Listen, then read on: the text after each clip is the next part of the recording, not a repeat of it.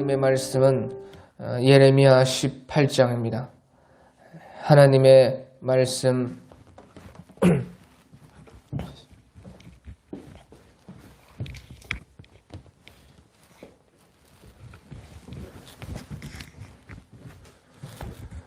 예레미야 18장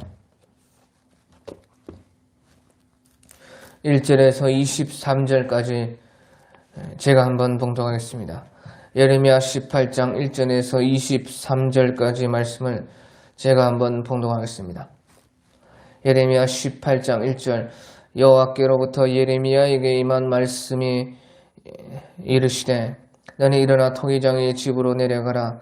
내가 거기에서 내 말을 너에게 들려주리라 하시기로 내가 토기장의 집으로 내려가서 본즉 그가 농로로 일을 하는데 진흙으로 만든 그릇이 토기장의 손에서 터짐에 그가 그것으로 자기 의견에 좋은 대로 다른 그릇을 만들더라.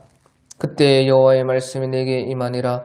이르시되 여호와의 말씀이니라. 이스라엘 족속아 이 토기장이가 하는 것 같이 내가 능히 너희에게 행하지 못하겠느냐. 이스라엘 족속아 진흙이 토기장의 손에 있음 같이 너희가 내 손에 있느니라.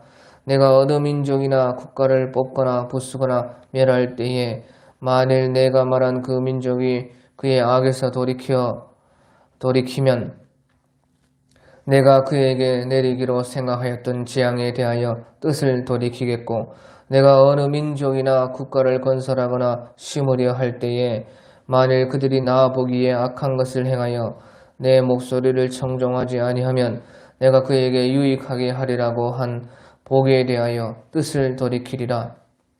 그러므로 이제 너는 유다 사람들과 예루살렘 주민들에게 말하여 이르기를 여호와의 말씀에 보라 내가 너희에게 재앙을 내리며 계책을 세워 너희를 치려 하느니 너희는 각기 악한 길에서 돌이키며 너희의 길과 행위를 아름답게 하라 하셨다 하라. 그러나 그들이 말하기를 이는 헛되니 우리는 우리의 계획대로 행하며 우리는 각기 악한 마음이 완악한 대로 행하리라 하느니라. 그러므로 여호와께서 이와 같이 말씀하시니라. 너희는 누가 이러한 일들을 들었는지 여러 나라 가운데 물어보라. 처녀 이스라엘이 심히 가증한 일을 행하였도다. 레바논의 눈이 어찌 들의 바위를 떠나겠으며 먼 곳에서 흘러내리는 찬물이 어찌 마르겠느냐. 물은 내 백성은 나를 잊고 허무한 것에게 분향하거니와 이러한 것들은 그들로 그들의 길 곧 그 옛 길에서 넘어지게 하며 곁길 곧 닦지 아니한 길로 행하게 하여 그들의 땅으로 두려움과 영원한 웃음거리가 되게 하리니 그리로 지나는 자마다 놀라서 그의 머리를 흔들리라. 내가 그들을 그들의 원수 앞에서 흩어버리기를 동풍으로 함같이 할 것이며 그들의 재난의 날에는 내가 그들에게 등을 보이고 얼굴을 보이지 아니하리라. 그들이 말하기를 오라 우리가 꾀를 내어 예레미야를 치자. 제사장에게서 율법이 지혜로운 자에서 책략이 선지자에게서 말씀이 끊어지지 아니할 것이니 오라 우리가 혀로 그를 치고 그의 어떤 말에도 주의하지 말자 하나이다. 여호와여 나를 돌아보사 나와 더불어 다투는 그들의 목소리를 들어보옵소서. 어찌 악으로 선을 갚으리까마는 그들이 나의 생명을 헤아려고 구덩이를 팠나이다. 내가 주의 분노를 그들에게 돌이키려고 하고 주의 앞에 서서 그들을 위하여 유익한 말을 한 것을 기억하옵소서. 그러한즉 그들의 자녀를 기근에 내어 주시며 그들을 칼의 세력에 넘기시며 그들의 아내들은 자녀들을 잃고 과부가 되며 그 장정은 죽음을 당하며 그 청년은 전장에서 칼을 맞게 하시며 주께서 군대로 갑자기 그들에게 이르게 하사 그들의 집에서 부르짖음이 들리게 하옵소서. 이는 그들이 나를 잡으려 구덩이를 받고 내 발을 빠뜨리려고 올무를 놓았음이니이다. 여호와여 그들이 나를 죽이려 하는 계략을 주께서 다 아시오니 그 악을 사하지 마옵소서. 그들의 죄를 주의 목전에서 지우지 마시고 그들을 주 앞에서 넘어지게 하시되 주께서 노하시는 때에 이같이 그들에게 행하옵소서 하니라. 예, 하나님께서는 예레미야 선지자에게 토기장의 집으로 내려가라 그렇게 말씀을 했습니다. 그렇게 해서 토기장이에 하는 것을 보고 하나님께서 어떻게 하실지를 보라는 것입니다. 그래서 예레미야 선지자가 토기장의 그 집으로 내려가니까요. 토기장이가 진흙을 가지고 여러 그릇들을 만드는데 한 번은 그 진흙이 그만 만들다가 터져버렸습니다.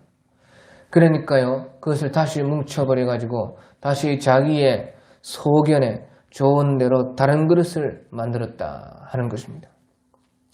그래서 4절에 보면 진흙으로 만든 그릇이 토기장이의 손에서 터짐에 그가 그것으로 자기의 의견에 좋은 대로 다른 그릇을 만들더라.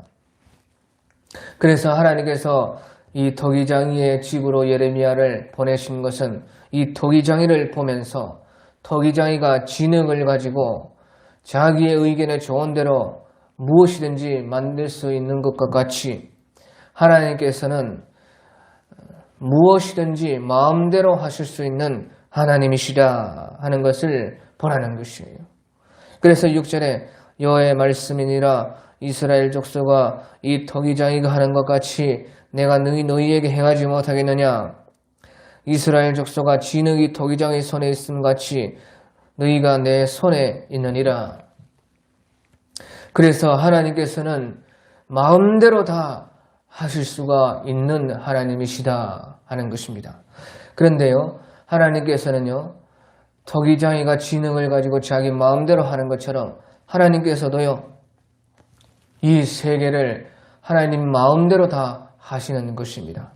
그런데 하나님께서 마음대로 하실 때는요, 공의의 대로 하시는 하나님이십니다. 하나님은요, 마음대로 하는데 그 마음대로 하는 것이 공의대로 하는 것이 되는 것입니다. 왜냐하면요, 공의가 바로 하나님의 마음이기 때문에 하나님께서는 마음대로 해도 공의대로 하는 것이에요. 그래서요, 7절에 내가 어느 민족이나 국가를 뽑거나 부수거나 멸하려 할 때에 마치 진흙을 완전히 뭉쳐버리고 완전히 어떤 것을 만들려다가 완전히 그것을요 다시 터지게 그렇게 할 때에 만일 내가 말한 그 민족이 그의 악에서 돌이키면 내가 그에게 내리기로 생각하였던 재앙에 대하여 뜻을 돌이키겠고. 그래서 하나님께서는 마음대로 하시는데 하나님의 공의대로 만약에 그 나라를 멸하려 하려고 해도 그의 악에서 돌이키면은 내가 그에게 내리기로 생각하였던 재앙에 대하여 뜻을 돌이킨다. 그렇게 말씀하시고요. 또 내가 어느 민족이나 국가를 건설하거나 심으려 할 때에 만일 그들이 나 보기에 악한 것을 행하여 내 목소리를 청종하지 아니하면 내가 그에게 유익하게 하리라고 한 그 복에 대하여 뜻을 돌이키리라. 그래서 하나님께서는 이 모든 것을 자기의 마음대로 다 하시는데 하나님의 공의대로 하신다. 만약에 악에서 돌이키면은 그 나라를 다시 잘되게 하시고, 하지만 그 나라가 악을 행하여서 하나님의 목소리를 청종하지 않으면은 하나님께서 복을 주리라 했어도 그 복에 대하여 다시 뜻을 돌이켜서 복을 주지 않는다. 그래서요, 하나님은 마음대로 다 하시는데 하나님은 공의이시고 하나님의 마음은 공의이기 때문에 바로 마음대로 하는 것이 공의대로 하는 것이 된다 하는 그런 뜻입니다. 그런데요, 사람은 마음대로 하게 되면은 사람은 마음대로 하는 것이 곧 악한 대로 하는 것이 됩니다. 그래서 보십시오. 12절에 보면요. 그러나 그들이 말하기를 이는 헛되니, 사람들은 하나님 말씀하신 것을 헛되니 우리는 우리의 계획한 대로 행하며 우리는 각기 악한 마음에 완악한 대로 행하리라. 그래서요, 사람은 계획한 대로 하고 마음대로 하게 되어지면은 악한 마음이 완악한 대로 행하게 되는 것이 사람입니다. 하나님은 마음대로 하면 공의대로 하는 것이 마음대로 하는 것인데요. 사람은 마음대로 하면 악한 대로 자기의 악한 마음에 완악한 대로 행하는 것이 곧 사람이 마음대로 하는 것이 되는 것입니다. 그리고 왜 사람은 그렇게 되느냐? 사람이 마음대로 했을 때에 그 모든 것이 악한 대로 되는 것은 그 말은 곧 사람에게 공의가 없다는 뜻인 것입니다. 사람에게 공의가 없기 때문에 사람에게는 그 본래부터의 정의가 없기 때문에 마음대로 했을 때는 전부 다가 악한 대로 행한 것밖에 안 된다 하는 그런 뜻인 것입니다. 그래서 결론은요, 사람은 절대적으로 스스로 쓸 수 없고 오직 하나님께 순종하여 설 때만 바로 설 수가 있다 하는 뜻인 것입니다. 사람에게 공의가 없기 때문에 사람에게는 그 속에 선한 것이 하나도 없기 때문에 오직 하나님께 순종해야지만 바로 설 수가 있다는 것이에요. 그래서요, 그렇게 하나님께서는요, 순종을 해라. 하나님의 말씀을 들으라. 하나님의 뜻대로 해야지만 바로 설 수가 있다 해서요, 끊임없이 그렇게 하나님께서는요, 순종하라고 이스라엘 백성들에게 또 우리에게 그렇게 말씀을 하시는 것입니다. 그것만이 우리가 공의로 설 수 있는, 바로 설 수 있는 길이라 하는 것이에요. 그런데요, 사람들은 하나님께 순종을 하지 않는 것입니다. 하나님의 뜻을 살피지 않는 것입니다. 그래서요, 마치 이제 부모가 아주 어린 자식과 함께 서울에 가려고 하는데요.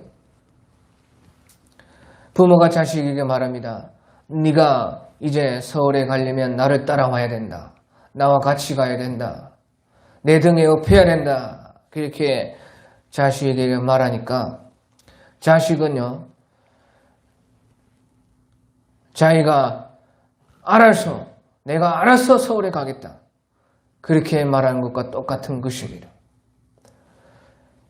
차도 없고 돈도 없고 아무것도 없는 그 자식이요, 걸어서라도 갈 수 있으면 다행이겠지만 걸어서 갈 힘도 없는 그 아이가 부모를 향해서 내가 알아서 가겠으니 나에게 상관하지 마십시오. 엄마는 엄마대로, 아빠는 아빠대로, 나는 나대로 할 테니까 상관하지 말고 아빠, 엄마나 먼저 가십시오 하는 그런 것과 같은 것입니다. 그렇게 해서요, 만약에 그 아이를 내버려두면요, 그 아이가 어떻게 되겠습니까? 그 아이는 절대로 자기의 힘으로는 서울에 갈 수가 없는 것이에요. 그만 거기에서 자기의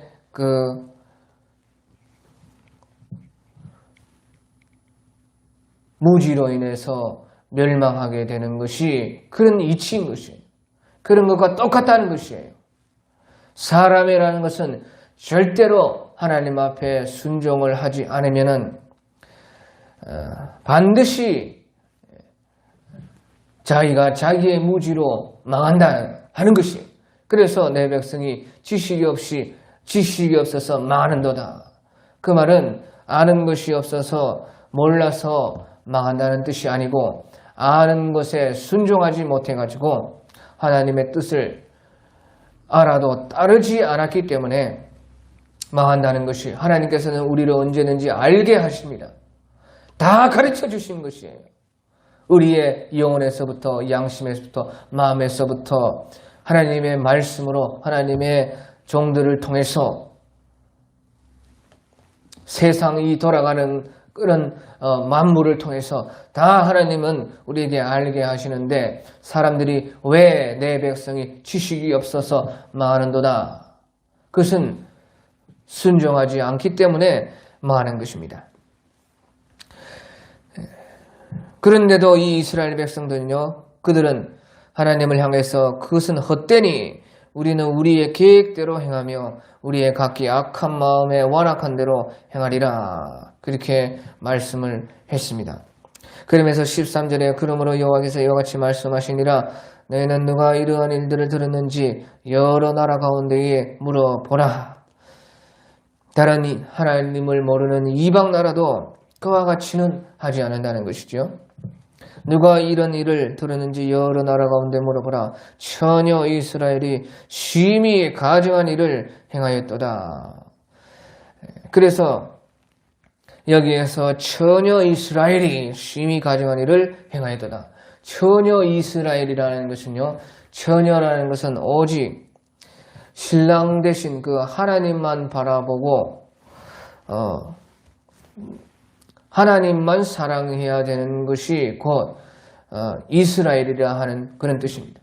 처녀가 신랑을 바라보듯이 오직 처녀 이스라엘이 그 하나님만 바라보고 하나님만 사랑해야 되는데 가증한 일을 행하였도다. 그래서 우상이랑 간통을 했다는 뜻인 것입니다. 우상을 가지고 그만 바람이 났다. 하나님을 버렸다. 그런 뜻입니다. 그래서요, 이 마지막 3차의 멸망 때도요, 바로 이스라엘이 이와 같이 되는 것입니다. 지금 우리가 저 이스라엘 보면요, 점점점 그렇게 지금 타락이 되어가고 있는 것을 우리가 볼 수가 있습니다. 그래서 저 이스라엘 옛날에 이제 옛날 말로 지금 텔아비브라 하는데요. 텔아비브라. 옛날에 우리 성경에 지금은요. 욥기라. 거기에서요. 세계에서 제일 큰 동성애 축제가 그 이스라엘 욥바에서 지금 일어나고 있습니다. 그래 이스라엘이 얼마나 지금도 타락을 하고 있는지 모르는 것이에요. 그래서 1차 이 멸망 때에 전혀 이스라엘에 심히 가증하게 해서 우상과 바람이 난 것처럼요. 마지막 이 3차의 멸망 전에도 이스라엘 저 땅이요. 어마어마하게 타락이 되는 것이에요. 전 세계의 그 타락 중에 아주 모범이 되는 타락 국가, 그 국가가요. 이제 이스라엘 국가가 되는 것이에요. 그런데 이 마지막 멸망 때는요. 그래도요. 그때에 처녀와 같은 자들이 있었습니다. 하나님을 참으로 사랑하고 거기에서도 예수님 믿는 사람들이 일어나서 예수님을 어디까지든지 따라가는 그 처녀와 같은 사람들이요. 이 마지막 3차 때는 있다고 우리 성경에서 말씀을 하고 있습니다. 그것이 바로요. 계시록에 나오는 14만 4천인 그 사람들인 것입니다. 그래서 이 계시록에 보면 14만 4천이 계시록 7장에 제일 먼저 나오고 그 다음에 이제 14장에 또 계시록 14장에 14만 4천이 나오는데요. 그 14만 4천을 두고 계시록 14장 4절에 보면요. 이 사람들은 여자와 더럽히지 아니하고 정절이 있는 자라 어린 양이 어디로 인도하든지 따라가며 사람 가운데서 구속을 받아서 처음 익은 열매로 하나님과 어린 양에게 속한 자들이니. 그래서요. 이 14만 4천이 이 사람들이 여자와 더럽히지 아니하고 그래서 결혼을 했든지 안 했든지 정결하게 살았다는 것입니다. 또 수절하여 정결하고 정절이 있는 자라. 이 정절이 있는 자라 이 말이 곧 처녀들이라 하는 것입니다. 그래서 하나님 앞에 자기를 더럽히지 아니하고 처녀와 같이 살았다. 그래 정절이 있는 자라. 원래는 처녀들이라. 그 말은 처녀와 같이 하나님 앞에 깨끗했다는 그런 뜻이겠지요. 그래서요, 이 마지막 멸망 때에는 이 14만 4천인 이들은요, 하나님 앞에 순결한 처녀와 같이 살았다.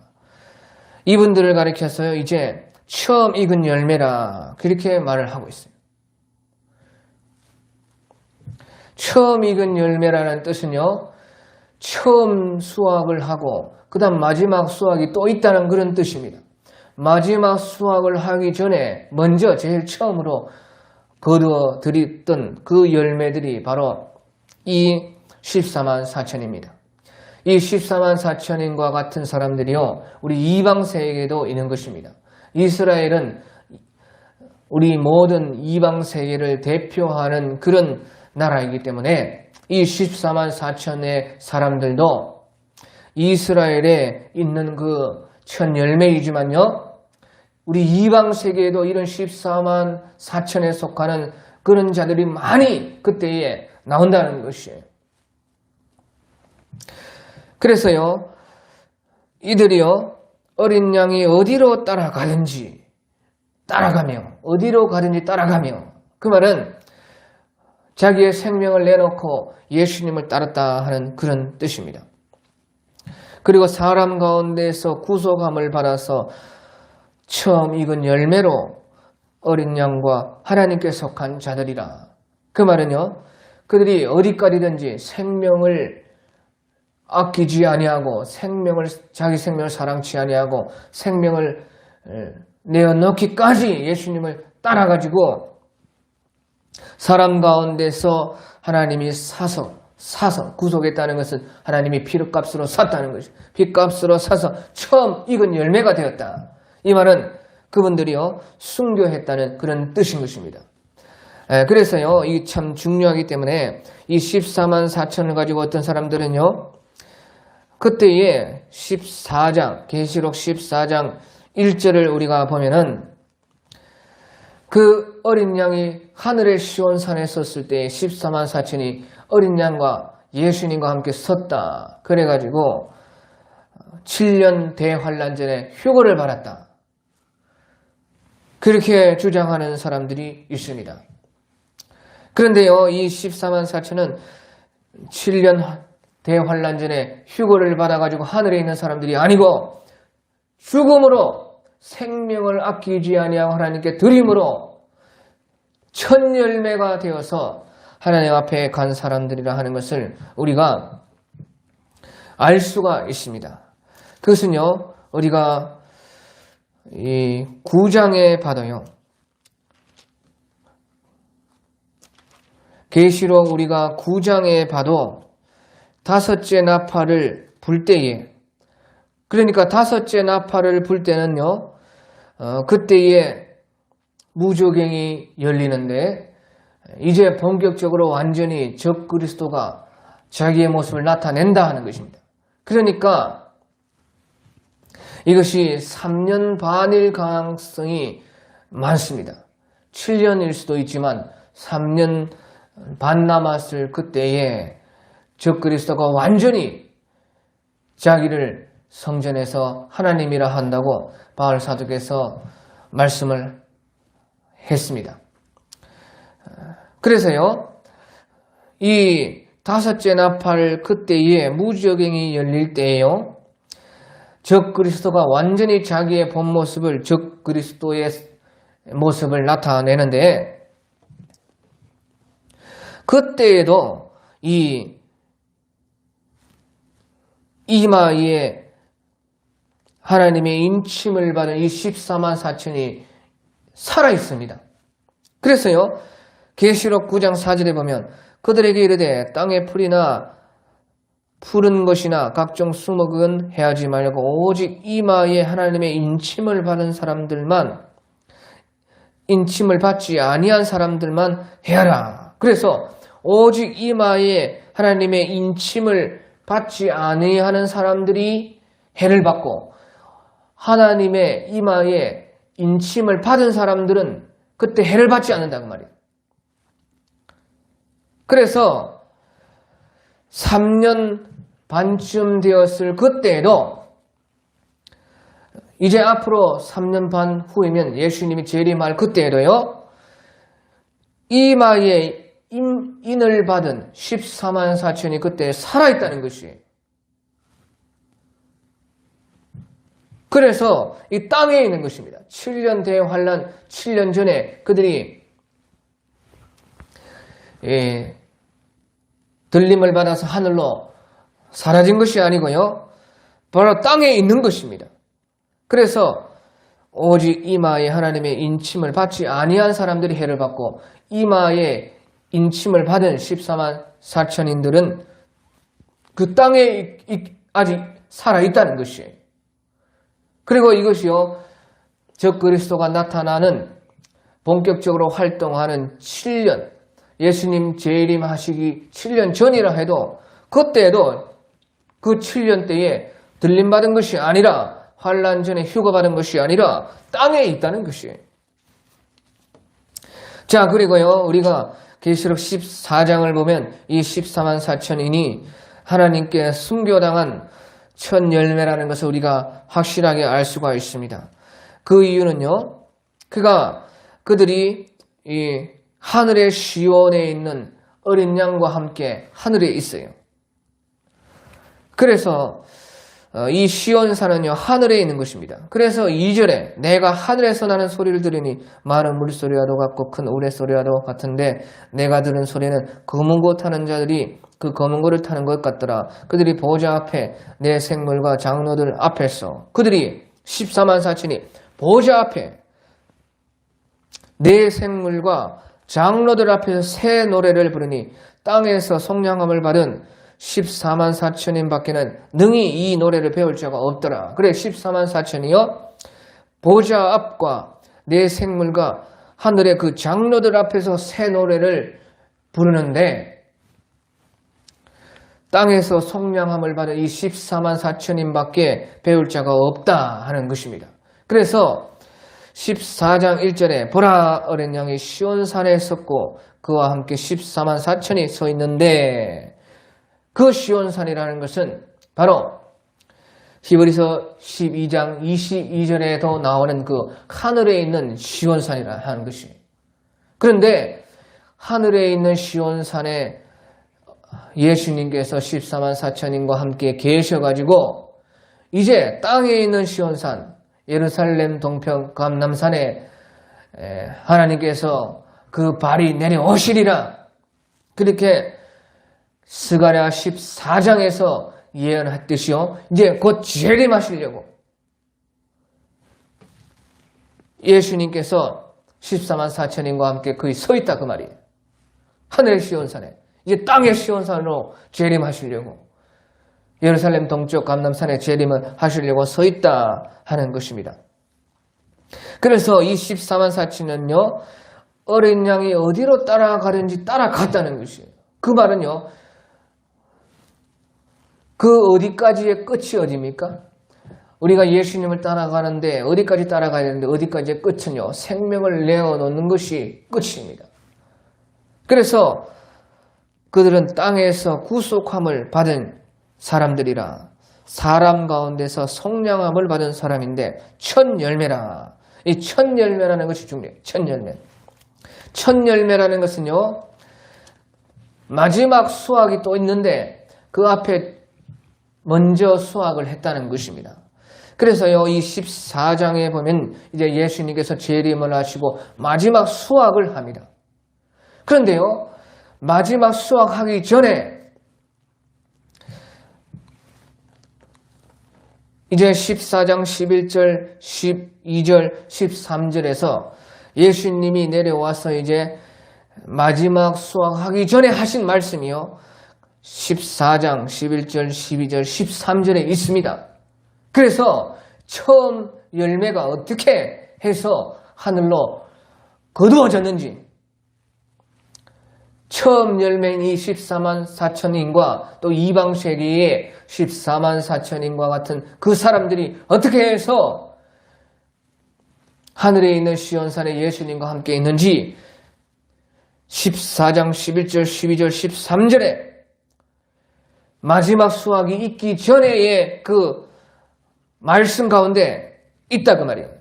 그래서 14장 11절을 보면요, 그 고난의 연기가 세 세트로 올라가리로다. 짐승과 그의 우상에 경배하고 그의 이름의 표를 받는 자는 누구든지 밤낮 쉼을 얻지 못하리라 하더라. 성도들의 인내가 여기 있나니 그들은 하나님의 계명과 예수에 대한 믿음을 지키는 자니라 하고요. 13절에 또 내가 들으니 하늘에서 음성이 나서 이르되 기록하라. 지금 이후로 주 안에서 죽는 자들은 복이 있도다 하시매 성령이 이르시되 그러하다 그들이 수고를 그치고 쉬리니 이는 그들의 행한 일이 따름이라 하더라. 그래서요, 성도들의 인내가 여기 있나니 하면서 그 짐승과 우상에게 경배를 하지 않고 또 그의 이름의 표 666표를 받지 않고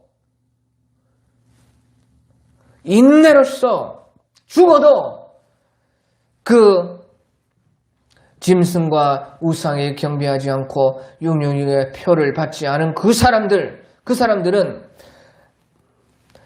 하나님의 계명과 예수에 대한 믿음을 지키는 자들이다.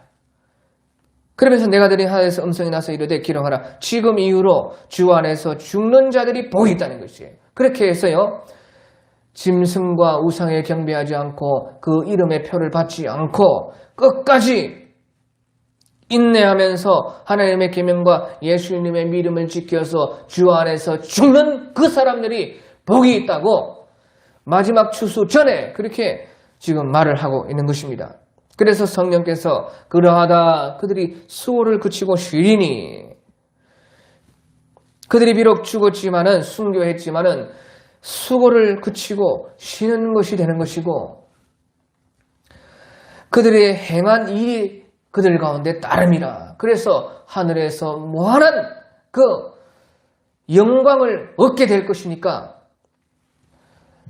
마지막 추수전의 첫 열매로서 죽는 그 사람들은 심히 복이 있다는 것이에요. 그래서 14만 4천과 같은 그 사람들은요, 믿음을 지키다가 주님을 위해서 죽은 그 사람들이고, 그와 같이 마지막 지금 추수하기 전에 바로 직전에 하신 말씀입니다. 14절, 15절, 16절에 보면 마지막 추수로서 예수님께서 구원받는 사람들을 다 이제 모으시고 재림을 하셨던 그 일이 있는 것이에요. 재림을 하셔서 할 일들이 있는 것이에요. 그러면서 그 전에 이 14만 4천과 같이 주를 위해서 죽는 자들이 복이 있다는 것을 여기에서 말을 하고 있다 하는 것입니다. 그래서 이 14장에 예수님께서 마지막 추수하기 전에 어린 양과 시온산에 함께 섰는 그 14만 4천인 그 사람들은 바로 적그리스도가 나타나서 7년, 예수님 재림 7년 전쯤에 이제 적그리스도가 적극적으로 활동을 하고요, 완전히 자기의 그 본 모습을 드러내서 거룩한 곳에 멸망에 가증한 것을 세우고 하나님의 성전에 들어가서 자기를 하나님이라 하는 그 자기를 신이라고 하는 그 적그리스도의 정체는 바로 7년 그 중간에 3년 반 남았을 때에 온다고 우리가 데살로니가전서, 데살로니가 후서를 보면 또 다니엘서 9장 27절을 보면 정확하게 그게 나와 있습니다. 그래, 그때까지도 이 14만 4천이 살아 있었지만은 이제 적그리스도가 완전히 자기 정체를 드러내고 나서는요, 마구 사람들을 죽여버리는 것이에요. 그래서 계시록 13장에 칼로 죽임을 받을 사람들은 칼에 죽임을 당하고 사로잡힐 자들은 사로잡히게 되리라. 그렇게 이제 계시록 13장에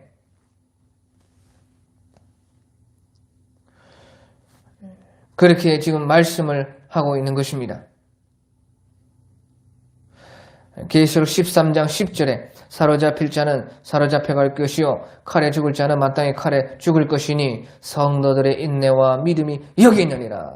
그래서 죽음을 말하면서 또 사로잡힐 자들은 사로잡힐 것을 말하면서요, 그때 3년 반 남았을 때 이 적그리스도와 그 적그리스도를 돕는 거짓 선지자, 또 제일 위의 꼭대기에서는 용, 마귀, 사탄이 이 사람들을요 어마어마하게 죽여버리는 것이에요.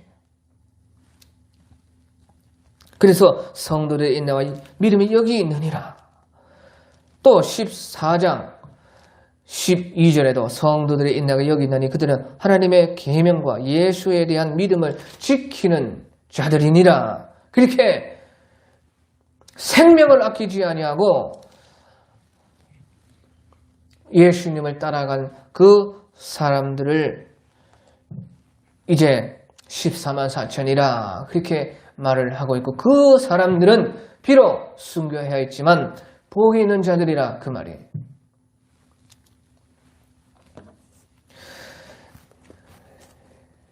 그래서 적그리스도가 본 모습을 드러낼 그 예수님 재림 전 3년 반 남았을 때, 그때에 이제 순교자의 수가 하늘에 완전히 다 차게 되는 것이에요. 그래서 5번째 인을 떼었을 때에 순교자들이 그때에 먼저 이 신약 시대에 먼저 앞서 순교하신 그분들이요, 주여 우리를 탄원하여 주시옵소서, 우리의 핏값을 갚아 주시옵소서, 신원하여 주시옵소서, 그렇게 했을 때에 하늘에서 너희가 조금만 참아라, 너희와 같은 순교자들의 수가 차야 되느니라, 그렇게 말씀을 했습니다. 그래서 순교자의 수가 언제 차느냐? 곧 이 예수님 재림 전 3년 반 남았을 그때에 완전히 차게 돼요. 그러면 6번째 인이 떨어졌을 때에 재림을 하시는 것이에요. 그러니까 5번째 인에서 순교자들이 단언을 하고 기도하고 순교자의 수가 차면은 이제 모든 것이 다 이루어지리라 하신 말씀대로 6번째 인이 떨어졌을 때에, 그때에 예수님의 재림이 있게 되어서 순교자의 수가 다 차고 예수님의 재림이 오는 것입니다. 그것을요 이제 12장에, 계시록 12장에 자세히 그렇게 보여주고 있는 것입니다. 그래서 계시록 12장에 순교자의 수가 찼다는 것을요 이제 말씀을 하시는 것이요, 계시록 12장 11절입니다. 또 우리 형제들이 어린 양의 피와 자기들의 증언하는 말씀으로써 그를 이겼으니, 그래 이긴 자는 누구냐? 어린 양의 피와 자기들의 증언하는 말씀으로써 그를, 이 사탄을 이겼으니 그들은 죽기까지 자기들의 생명을 아끼지 아니하였도다. 그래서 이긴 자는 자기의 생명을 아끼지 아니하고 죽기까지 어린 양의 피와 자기들의 증언하는 말씀을 지켰다는 것이에요. 그래서 그들이 이겼으니, 누구를 이겼느냐? 사탄을 이겼다 그 말이에요. 그래서 사탄이 이제 자기 때가 얼마 남지 않은 줄 알고 1260일 동안 완전히 자기의 본 모습을 드러내가지고 이제 사람들을 죽이는데, 그때에 이제 순교자의 수가 다 찼다는 것이죠. 그리고 예수님께서 3년 반 뒤에 재림에 내려오시는 것입니다.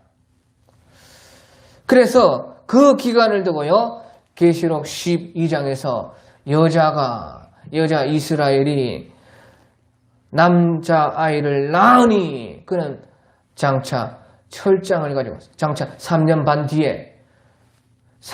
뒤에 철장을 가지고 만국을 다스릴 남자라. 그런데 그가 하늘로 끌려 올라가더라. 그래서 재림의 기간이 완전히 다 찼지만은 3년 반이 남았기 때문에 재림은 확실하지만 이제 나았다는 것입니다. 여자가 재림 예수님을 낳았다. 그래서 재림이 이제 완전히 확실하게 기간이 정해졌는데 3년 반이 남았기 때문에 하늘로 잠시 끌려 올라가시더라. 그렇게 말을 하고 있는 것이에요. 자, 그래서요 이스라엘은 바로 처녀와 같은 것이고 우리 이방인들도 이제 믿음으로써 영적 이스라엘이 되어서 이 처녀와 같이 14만 4천과 같이 생명을 아끼지 아니하고 그 어린 양을 따라가고 예수님을 사랑하고 하나님의 계명과 예수 믿는 믿음을 지켜야 된다 하는 것이에요. 자, 그래서요, 오늘 이제 예레미야 18장 14절을 보면 레바논의 눈이 어찌 들의 바위를 떠나겠으며 먼 곳에서 흘러내리는 찬물이 어찌 마르겠느냐. 그렇게 하시면서요, 이것은 자연의 변하지 않는 자연을 보고 너희도 변하지 말라는 것이, 변하지 않는 자연을 보고 변하지 않으신 하나님의 은혜를 생각하면서 너희도 변하지 말라. 그래서 이스라엘을 보면요, 이스라엘의 저 북쪽에는요, 레바논의 헐몬산이라는 산이 있습니다. 그 헐몬산은요, 만년설이 있어서 1년 365일 그 하얀 눈이, 순결한 눈이 그 녹지 않고 언제든지 1년 365일 봄, 여름, 가을, 겨울에도 다 볼 수가 있어요. 그런데요, 그 순결한 헐몬산의 그 밑에서요, 물이 흘러가지고 이제 갈릴리 호수로 들어옵니다. 그 갈릴리 호수 들어와서 만물을, 수많은 사람들, 수많은 거기에 사는 생물들, 물고기들을 살려주고 그것이 또 흘러가지고 요단 강이 되어서 이스라엘 전체를 적시고 그 다음에 이제 사해로 들어가서 소금바다에서 이와 같은 생명을 너희가 받지 않으면 마침내는 사망이다. 사해와 같아. 죽는 것 같다. 지옥에서 소금치듯 불 속에서 영원히 죽어야 된다는 것을 하나님께서는 자연을 그렇게 지으셔가지고 가르쳐 주고 있으신 것입니다. 그렇게 저와 같은 것을, 자연에 변하지 않는 것을 보면서 자연도 저렇게 변하지 않는 것인데 어찌하여 너희가 변화를 하느냐. 너희도 영원히 처녀 이스라엘로서 순결하게 너희를 하나님께 변치 않게 드려서 변치 않는 신앙이 되어야 된다. 그렇게 우리 하나님께서 일부러 그런 것을 다 지어놓으셨다. 그래서 그것을 보고 변치 않으시는 하나님의 은혜를 생각하여 살아라. 그렇게 해서 말씀을 하시는 것입니다. 그런데 15절에 무릇 내 백성은 나를 잊고 허무한 것에게 분향을 하거니와 이러한 것들은 그들로 그들의 길고 그 옛길에서 넘어지게 하며 격길고 닥지 아니한 길로 행하게 하였다. 진리라는 것은 항상 옛 것에 있습니다. 옛 것. 지금까지 우리가 믿어왔던 것들, 지금까지 우리가 배워왔던 것들. 이단은 어디에서 나오냐? 항상 새 것, 어떤 새. 우리가 성경을 조금 다르게 해석하고 이런 것은 있을 수가 있습니다. 하지만 그 큰 틀 안에서, 전체 신앙 안에서는요, 그것이 같은 것입니다. 그런데 항상요, 이상한 것이 나올 때는 격길고 닥지 않은 길, 무슨 특별한 새로운, 이 세상에 없었던 새로운 것, 그런 것을 가지고 이단이 나오고 사람을 진리에서 벗어나게 하는 것이 거기서 다 나와요. 그래서 언제든지 진리는 옛 것이고 성령은 언제든지 새로 바르면 좋고, 그래서 천국에 서기관 된 자마다 하늘 곳간에서 옛 것과 새 것을 내오는, 옛 것은 진리를 말하고 새 것은 언제든지 새로 오면 좋은, 언제나 성령 충만을 새로 받으면 좋은 새 것, 성령을 가리켜서 말하는 것이, 그 성령은 진리의 영이라. 그래서 옛 것과 새 것이 하나가 되는 것입니다. 그렇지만 이스라엘 백성들은 이렇게 변하였기 때문에요. 17절에 내가 그들의 원수 앞에서 흩어버리기를 동풍으로 한같이 할 것이며 그들의 재난의 날에는 내가 그들에게 등을 보이고 얼굴을 보이지 아니하리라. 이렇게 하나님은 말씀을 했습니다. 그런데요, 이렇게 계속 예레미야 선지자께서 이런 참 예언을 하니까요. 사람들이 예레미야 선지자를 심히도 싫어했습니다. 그러니까 예레미야 선지자를요, 마침내는요, 이제 감옥에 쳐넣으려고 하고 죽이려고 하고 그런 것을 했습니다. 심지어 고향 사람들, 아나도 사람들도 앞에서 우리가 보았습니다. 예레미야 선지자의 고향 그 아나도 사람들마저도 주동해서 예레미야를요 잡아 죽이려고 했어요. 그것이 선지자의 일입니다. 그래서 18절에 말하기를요, 어라 우리가 꾀를 내어 예레미야를 치자. 제사장에서 율법이 지러운 자에서 계책이 책략이 선지자에게서 말씀이 끊어지지 아니할 것이니 어라 우리가 혈업을 치고 그의 어떤 말에도 주의하지 말자. 그렇게 하면서 어차피 예레미야 하나 죽여도 제사장의 율법도 그대로 있을 것이고 지혜로운 자의 책략도 그대로 있을 것이고 선지자에게서 말씀이 끊어지지 않을 테니까 예레미야 말고 다른 제사장들도 많고 지혜로운 자도 많고 선지자도 많은데 저거 하나 죽인다고 별일이 있겠느냐. 예레미야 저놈만 일단 죽이면 되겠다. 저놈만 꼭 안 좋은 소리만 하고 망한다 하고 회개하라 하고 그렇게 하니까 예레미야만 치면 되겠다. 그렇게 했다는 것입니다. 그래서 예레미야 선지자께서는요, 여호와여 나를 돌아보사 나로 더불어 다투는 그들의 목소리를 들어 보시옵소서. 이 말이 무슨 말입니까? 여호와 나를 돌아보사 나와 더불어 다투는 그들의 목소리를 들어보소서. 그러니까 사실 유다 백성들이 예레미야 선지자에게 행한 그 악행은 곧 바로 하나님 여호와 당신에게 한 것이라 그 말이에요.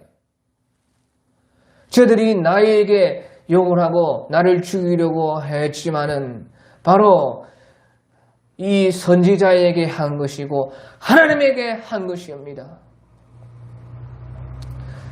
여호와여 나를 들어보사 나로 더불어 다투는 그들의 목소리를 들어보소서. 나에게 한 것인데 곧 나에게 한 것은 당신에게 한 것입니다. 그래서요 유다 백성들이 사실 예레미야 선지자를 죽이려고 하고 악행을 행하려고 거두려고 했지만 그것은 곧 하나님께 한 것이 어떤 것이에요. 그래서 예수님께서도 마태복음 10장 40절을 보면 너희를 영접하는 자는 나를 영접하는 것이요 나를 영접하는 자는 나 보내신 이를 영접하는 것이니라. 그렇게 말씀했어요. 그래서요 보이는 선지자를 그렇게 대접을 했다면요 보이지 않으시는 하나님이 만약에 보였다면 하나님께도 그렇게 했다는 것입니다.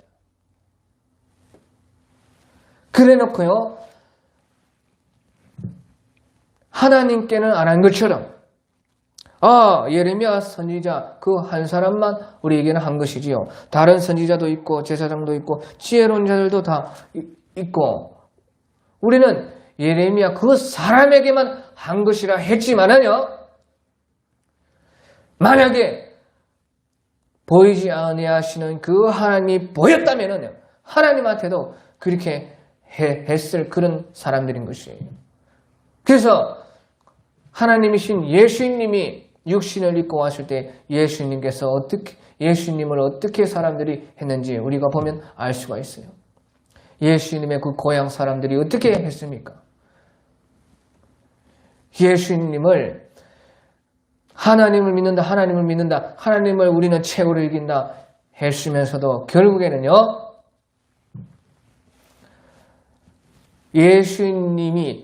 하나님께서 예수님을 보이는 육신의 예수님으로 왔을 때 예수님은 어떻게 대접했느냐 그것을 우리가 보면요 사람이 얼마나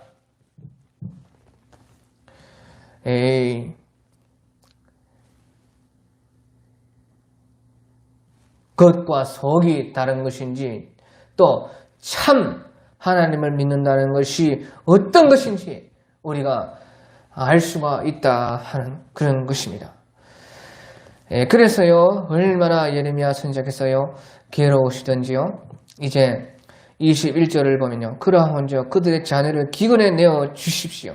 그들을 칼의 세력에 완전히 멸하십시오. 그들의 아내들은 자녀들을 잃고 과부가 되고 장정은 죽임을 당하고 그 청년들은 전장에서 칼을 맞아서 죽게 하옵소서. 또 22절에 그렇게 기도를 하면서 또 기도하기를 주께서 군대로 갑자기 그들에게 이르게 하사 그들의 집에 부르짖음이 들리게 하옵소서. 이는 그들이 나를 잡으려고 구덩이를 팠고 내 발을 빠뜨리려고 올무를 놓았음이니라. 그렇게 예레미야 선지자가 기도를 했어요. 참. 그러니까 보시죠. 예레미야 선지자께서는요. 이제까지는 이 백성들을 용서해 주시옵소서. 이들을 좀 그래도 살려주시옵소서. 여호와의 이름을 위하여. 어차피 사람은 볼 것이 없는데 전적 타락인데 그래도 주님의 이름을 위하여 주의 의를 위하여 이 백성을 좀 살려주시옵소서. 그렇게 기도했지만요. 이제 그 자신이 예레미야 선지자 자기가 당해보니까 자기가 그 백성들의 악한 것을요 당했을 때는요 하나님의 마음을 이제 알게 된 것이에요. 하나님이 왜 이 백성들을 멸하고 심판받게 할 수밖에 없는가 그가 뼈저리게 느낀 것이에요. 그러니까 20절에도요 어찌 악으로 선을 갚으리까마는 그들이 나의 생명을 해하려고 구덩이를 팠나이다. 내가 주의 분노를 그들에게 돌이키려고 하고 내가 예레미야 선지자께서요 하나님의 분노를 어떻게든요 이 백성에게 내려오지 않도록 그렇게 돌이키려고 하고 주의 앞에 서서 그들을 위하여 유익한 말을 한 것을 기억하옵소서. 그래 예레미야 선지자는요 이렇게 당해보기 전까지는요 하나님의 분노를 이 백성에게서 돌이키려고 하고 또 주님 앞에서 이 백성들을 위해서 좋은 말로 선한 말로 하나님 제발 살려주시옵소서 그렇게 유익한 말을 했지만은요 예레미야 선지자께서 이 백성들의 악을 자기가 체험해보고 당해보고 자기가 이제 완전히 입장 바꿔서 하나님처럼 되어보니까 하나님의 마음을 알았다는 것이에요. 그래서요 우리가 디모데후서 1장 8절을 보면요 복음과 함께 고난을 받으라 그런 말이 있어요. 복음과 함께 고난을 받는 사람들은요 마침내 하나님을 온전히 알게 되는 것입니다. 아 하나님이 이렇게 해서 이렇게 할 수밖에 없었구나. 하나님을 온전하게 자기가 복음과 함께 고난을 받는 사람들이 알게 된다 하는 것이죠. 그래서 왜 하나님이 이렇게 할 수밖에 없었는가? 왜 하나님은 이 일을 이렇게 하셨고 이 백성들을 멸망시키고 왜 대환란을 대심판을 이렇게 일어나게 할 수밖에 없으신 그 하나님이라는 것을요 알게 된다 하는 것입니다. 오늘 여기까지 하겠습니다. 각자 알아서 기도하다가 잘